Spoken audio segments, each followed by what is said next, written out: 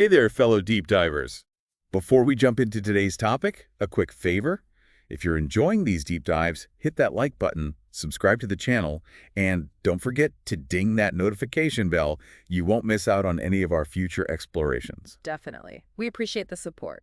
All right, so today we're tackling a topic that's super relevant, whether you're prepping for the UPSC exams or just, someone who breathes. Uh-huh. True that. We're talking about India's fight against climate change. We're going deeper than the usual headlines and sound bites. We're going to uncover the actual strategies and initiatives India's putting in place to face this global challenge. It's about understanding the why behind the what, so to speak. Exactly. Yeah. And to help us navigate this complex world of climate policy, we have with us, as always, our expert. Happy to be here, ready to unpack all of this. Perfect. So, to kick things off, a bit of a surprising fact. Did you know that India is the world's third largest emitter of greenhouse gases? It's true. Now, before anyone panics, it's important to remember that India is a nation on the move, right? It's rapidly developing with a massive population that still relies on traditional energy sources. Absolutely. And that makes India's position in this whole global climate conversation really interesting, wouldn't you say? Yeah, it's a balancing act, for sure. On the one hand, you have this incredible economic growth that's crucial for lifting millions out of poverty. But on the other, it's driving a huge surge in energy demand. Exactly. And right now, a lot of that demand is being met by, well, let's just say, not so eco-friendly sources. Like what? Give us some examples. Think coal-powered plants, Mm-hmm. or the heavy reliance on things like biomass for cooking and heating, especially in rural areas.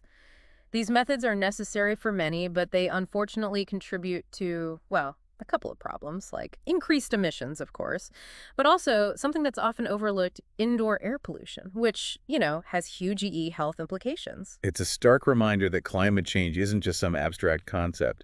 It's hitting people where it hurts right now. Yep. And it's not just us humans feeling the heat, right?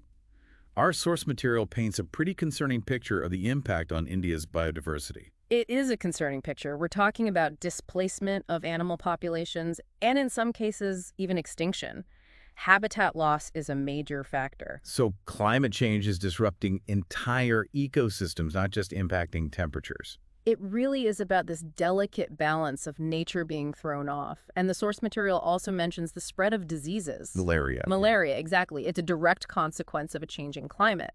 So yeah, the need for action is urgent. No question about it. Okay, so given all of this, what's India doing about it? They've made some big commitments, haven't they? They have. India has pledged to reduce emissions intensity significantly, actually, by 35% by 2030. That's a big number. It is. And it aligns with the goals set out in the Paris Agreement, shows that India is serious about playing its part on the global stage. And it's not just about reducing emissions, right? The source material talks about their commitment to something else. To increasing tree cover. Yes. For carbon sequestration. It's a brilliant strategy, wouldn't you say? It is. It's a nature-based solution that addresses multiple problems at once.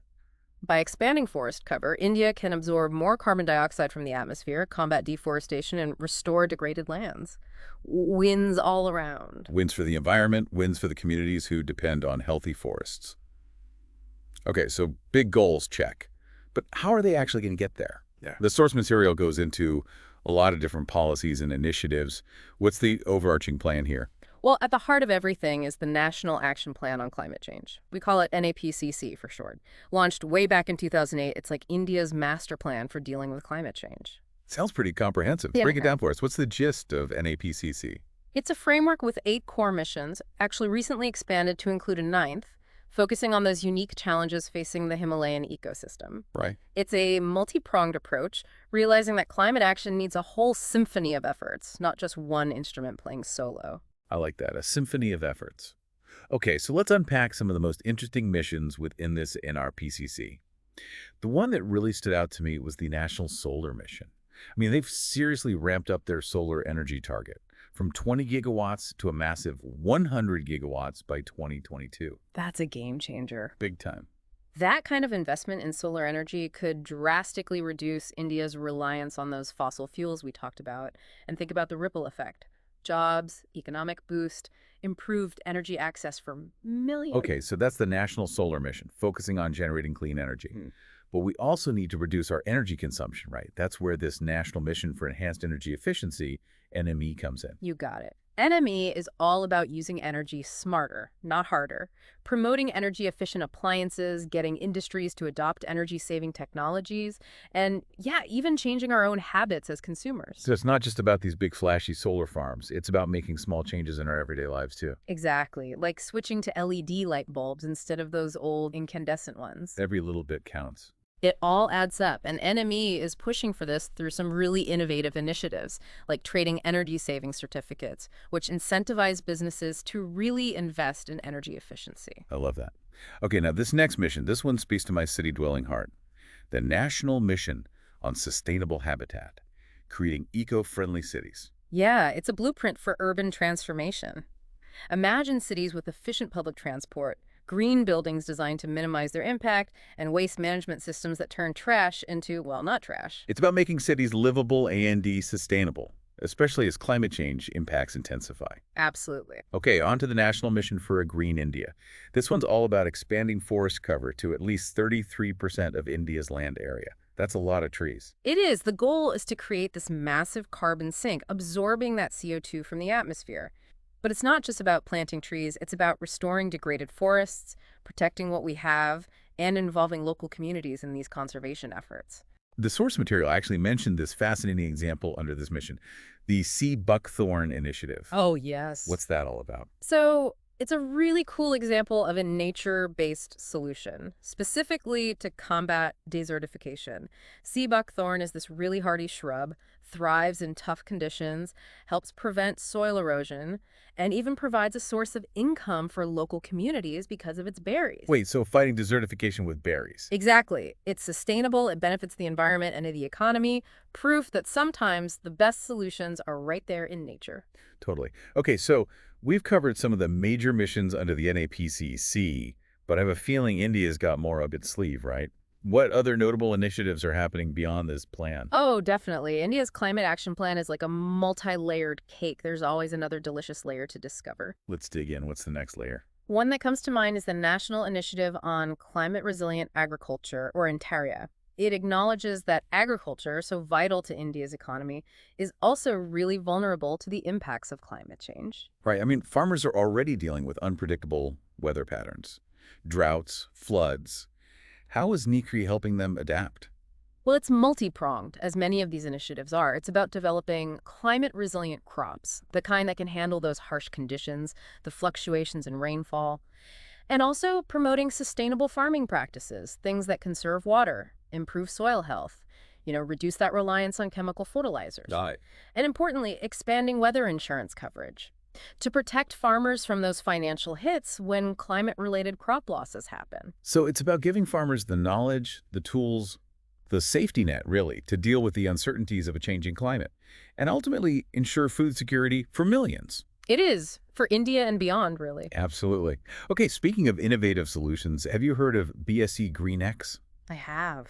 BSE GreenX, it rings a bell, but remind me. It's India's very first carbon-efficient live index on the Bombay Stock Exchange. It's a financial tool, really, that encourages businesses to make sustainability a priority. Right. It's like a stock market index, but for green companies, yeah. That's it. BSE GreenX tracks how companies perform based on their energy efficiency and carbon footprint. It's a way for investors to put their money where their values are, supporting businesses that are serious about a sustainable future. Oh, I love that. Using the power of the market to drive positive change. Exactly. Making sustainability not just, the right thing to do, but a smart business decision. Absolutely. Okay, let's talk transportation. As India's economy keeps growing, so does the number of vehicles on the roads. Obviously a big impact on emissions. So what's being done about that? Well, there's the FAME India program. FAME India. FAME stands for? Faster adoption and manufacturing of hybrid and electric vehicles in India. Okay, so India's really pushing for electric mobility. They are. And it's a two-pronged approach.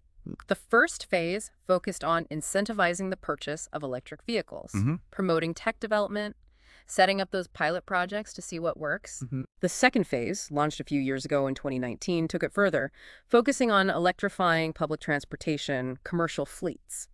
So it's not just about getting individuals to buy electric cars. It's about transforming the entire system. That's where you see the bigger impact in terms of cutting emissions and cleaning up cities. Makes sense. And to make this transition smoother, the program also supports developing charging infrastructure. That's key for mass adoption, right? It is. You need those charging stations everywhere. So it's a pretty comprehensive approach, realizing that switching to electric vehicles requires changes on both the supply and demand sides. Exactly. Okay, zooming out a bit, the source material also touched on a pretty sobering reality. Yeah. The sixth mass extinction really reminds us that climate change isn't just about temperatures going up. It's about potentially losing so many species and the disruption of entire ecosystems. It's the elephant in the room, no question. Yeah. And climate change is a major driver of this biodiversity crisis. The rate at which we're losing species is just alarming. It has devastating consequences for the planet. So where does India fit into all of this? What's their role in protecting biodiversity? Well, India is considered a biodiversity hotspot. They've got this incredible array of species found nowhere else. So protecting those ecosystems is not just an Indian responsibility, it's a global one. And the steps they're taking to fight climate change, like expanding forest cover, promoting sustainable agriculture, that all has a ripple effect. Definitely. It helps protect biodiversity. It mitigates the effects of climate change. Those two things go hand in hand, two sides of the same coin. Okay, so we've talked about some of the big initiatives, but what about monitoring, understanding the impacts of climate change on a deeper level? The source material mentions something called long-term ecological observatories, LTEO. What are those? Ah, yes, the LTEO. Fascinating initiative, part of India's Climate Change Action Program. Imagine a network of observatories across the country in all sorts of ecosystems, the Himalayas, the Western Ghats, the coastal regions. Okay. These observatories are like sentinels, constantly watching, assessing the long-term effects of climate change. So they're gathering data on how climate change is impacting, well, everything. Biodiversity, water resources, soil health. It's like a real-time checkup for the environment. Exactly. And importantly, that data is being used to inform conservation efforts, guide policy decisions, help us develop strategies to adapt to the changing climate. So making decisions based on evidence, not just guesswork. Okay, the source material also highlighted the National Adaptation Fund for Climate Change, NAFCC. What's the focus there? NAFCC is all about supporting projects that help communities adapt to the impacts of climate change. Because even if we drastically cut emissions today, we're still going to be feeling those effects for decades to come. Right, the warming that's already baked in, so to speak. Exactly. So it's about building resilience, preparing for those inevitable impacts like sea level rise, extreme weather events. The things we're already seeing more and more of. Unfortunately, yes. So NAFCC provides funding for a whole range of projects, improving water management, strengthening coastal defenses, promoting climate-resilient agriculture, helping communities, especially the most vulnerable ones, cope with the challenges ahead. It's a recognition that climate change isn't just an environmental issue, it's a social and economic one too. It's about protecting people's livelihoods, their homes, their communities. Absolutely. It's about making sure no one gets left behind as we navigate all of this. Creating a future where we not only fight climate change, but adapt to its impacts in a way that's fair and sustainable. Yeah, it's really impressive to see India taking such a multifaceted approach to this. It's inspiring seeing a nation step up and take responsibility for its impact. It is, and it's important to remember, India's actions have implications globally. Their commitment to renewable energy, to sustainable agriculture, to adaptation, that can serve as a model for other developing nations facing similar challenges. It's a reminder that we're all in this together. Everyone has a role to play. And it gives me hope, honestly. Even faced with such a huge challenge, there are people out there working hard to find solutions, to innovate, to make a better future for all of us. There are, and that's what makes this so fascinating. Recognizing the challenges, yes, but also celebrating that ingenuity, the resilience, the hope that keeps us moving forward. It's a reminder that even small actions multiplied by millions can create real change in the world. So what's the biggest takeaway for our listeners today? What should they remember about India's approach to climate change? I think the biggest takeaway is that India is not shying away from this. They're facing it head on. They're taking responsibility. They've got this comprehensive plan to reduce their impact and adapt to the changes that are happening. Not just talking the talk, but walking the walk. And their actions aren't just about protecting their own nation. It's about contributing to a global solution. We are all interconnected. Our actions matter. It's a message of hope, a call to action, and a reminder that we all have a role to play in building a sustainable future. And with that inspiring thought, I think it's time to wrap up our deep dive into India's climate action journey. So we've really gone deep on India's multifaceted approach to climate action. We've talked about those ambitious renewable energy targets, innovative financial tools, community-based adaptation strategies. It's clear, India is serious about creating a sustainable future, not just for their own people, but for everyone. Absolutely. And for our listeners, especially those UPSC aspirants out there, it's so important to really understand the depth and breadth of what India is doing. This isn't just about, memorizing a bunch of initiatives for an exam. It's about grasping those connections between the environment, social issues, economic issues. It's about understanding the challenges, yes, but also the opportunities, those innovative solutions that India is putting in place. It's seeing the big picture, realizing that climate action isn't just the government's job.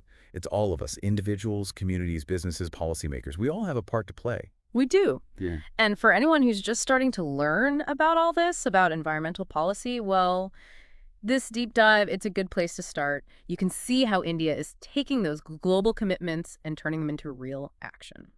It's proof that we can tackle these huge, complex challenges. There's human ingenuity out there, finding solutions.